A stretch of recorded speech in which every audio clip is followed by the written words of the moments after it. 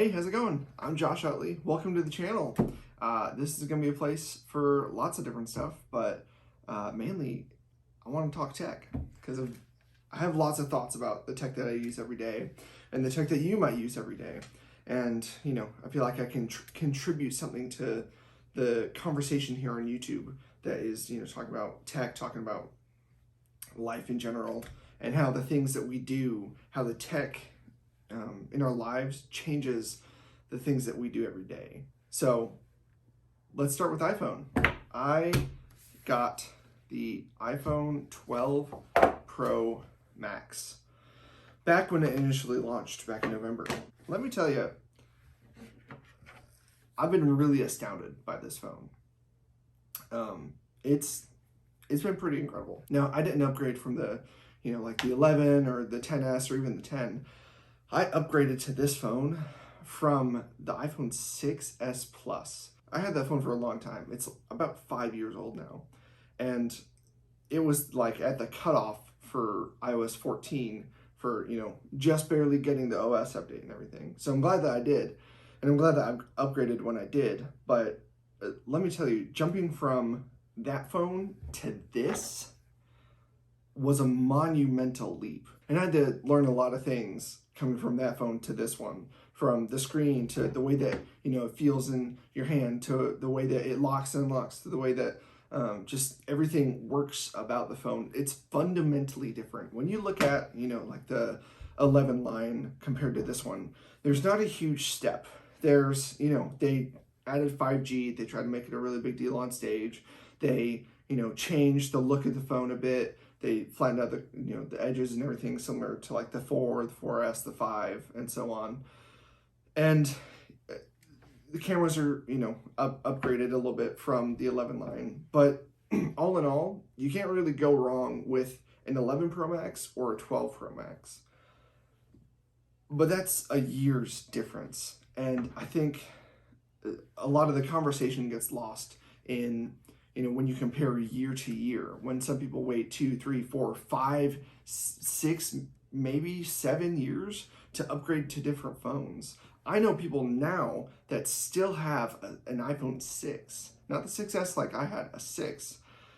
That's a long time to wait for phones. This phone is fundamentally different. This phone it's incredible. It's not without its shortcomings.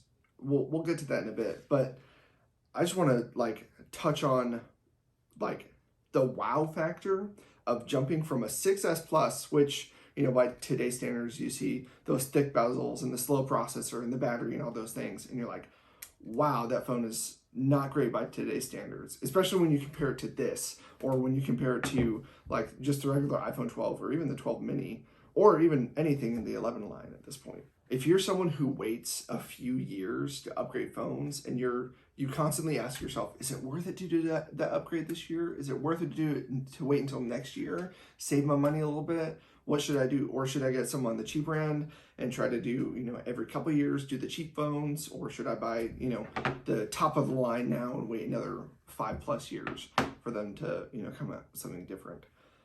For me, I waited a long time, one, because I kind of didn't have the money to, upgrade phones. But two, I wanted to wait until something caught my eye and I knew that, something that would last me a very long time. There have been a few other tech YouTubers that talk about, should you upgrade? Should you kind of do these things?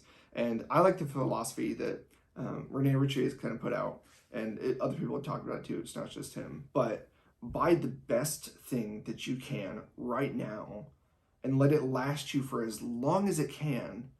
And then when it can't last you any longer, then buy the best thing at that point, because it's going to be a lot better to get something that's great, that's going to last you a long time, rather than something that is just okay and it only lasts you a little bit. There's a saying that I've kind of adopted, and almost like a motto for life, or like how I think about things. And I actually got it from a coffee company called Onyx Coffee Lab out of Arkansas. They're awesome. Check them out. Not a sponsor. The line of thinking is this: never settle for good enough. And I think that's pretty great. That applies, to coffee, to be a really good coffee shop. It applies to phones. It applies to literally everything in life. Am I gonna settle for good enough, or am I gonna like take that extra step, and am I gonna go that extra mile? Am I gonna, just be like, oh, it's good enough? Eventually, that bar, once you set that bar low, that bar is gonna be set lower and lower and lower and lower and lower until it's just, bare bones. Oh, I got out of bed today. That's good enough.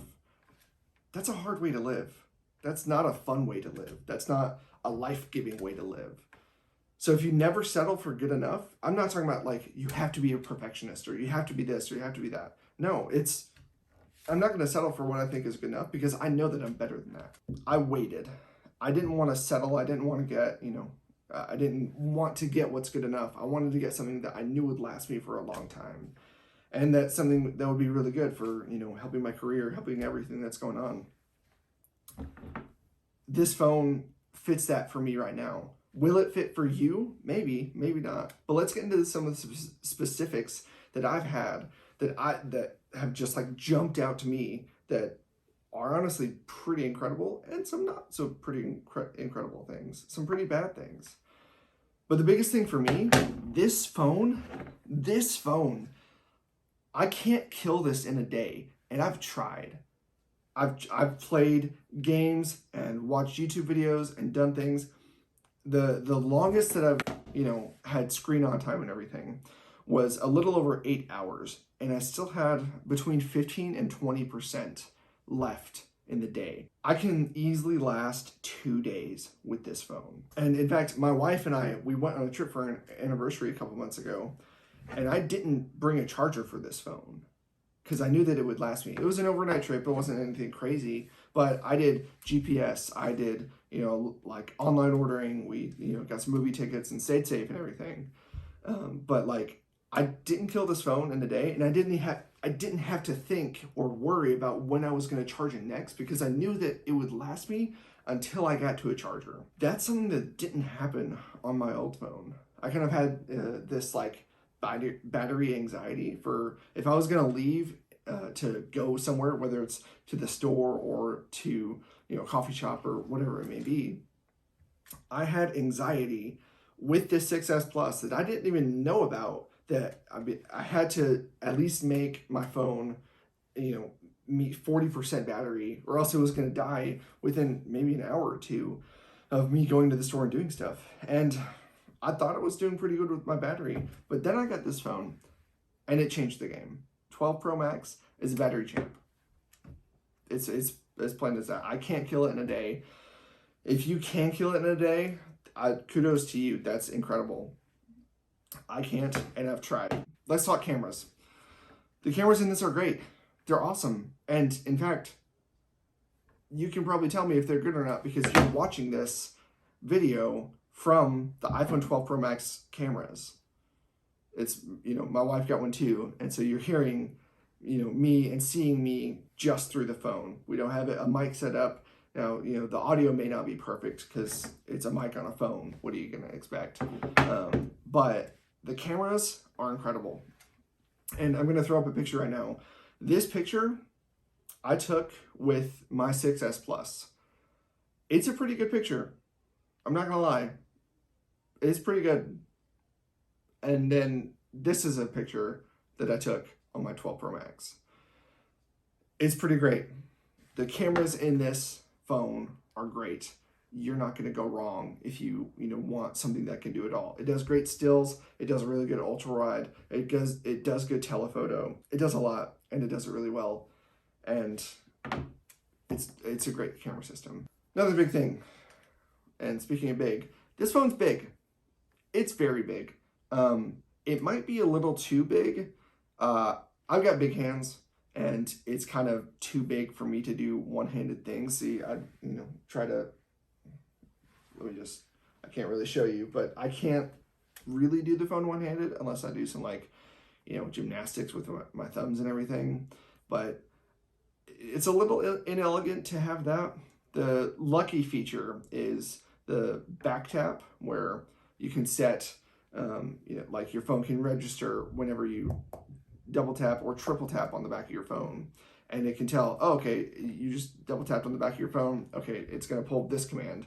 You can pull that up. They don't really advertise that because it's more of an accessibility feature, but it works pretty well. And it's, it's the best way to have a one-handed phone where you can double tap and it does the reachability and half the screen comes down. It's a big phone. If you like big phones, this is a great big phone. If you don't like big phones, you're not gonna have a good time with this phone just because it's so big. If you want a one-handed phone, get the 12 mini. It's right there. The battery life won't be as good.